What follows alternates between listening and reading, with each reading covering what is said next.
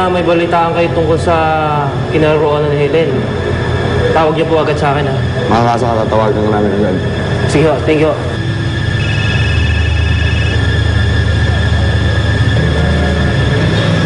Hello, Nay Angge. Hello, Borge. Tumawag na si Helen.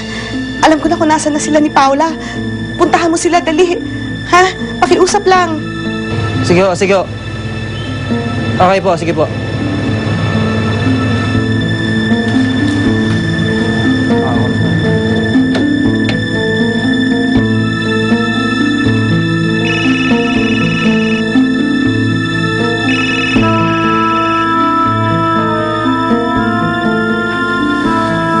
Hello, Borge.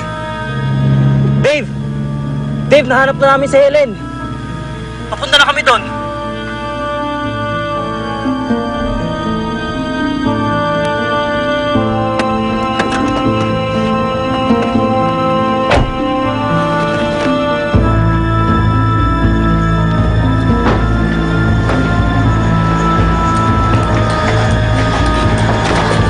Helen! Helen!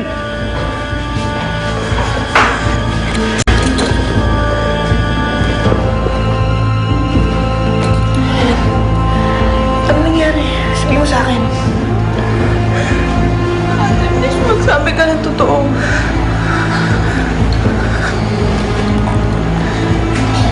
Tinapos ko ng kasamaan ni Lester.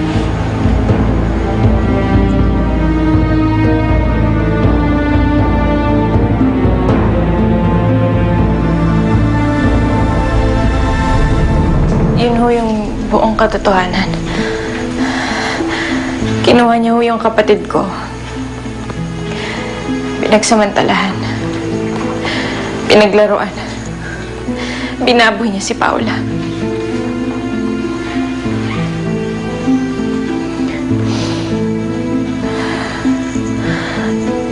At pagkatapos nun, nung gagahasayan niya na ako,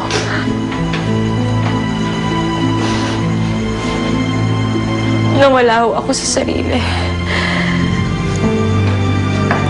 Dinampot ko po yung basag na bote. Tapos, pinagsasaksak ko siya. Sinaksak ko siya. Johanna, huwag na tayo mo sinungan. Huwag na tayo mo sinungan. Makinig ka. Tapos lang pagtatanggol mo sa akin. Hindi na ako papayag na iligtas mo pa ako.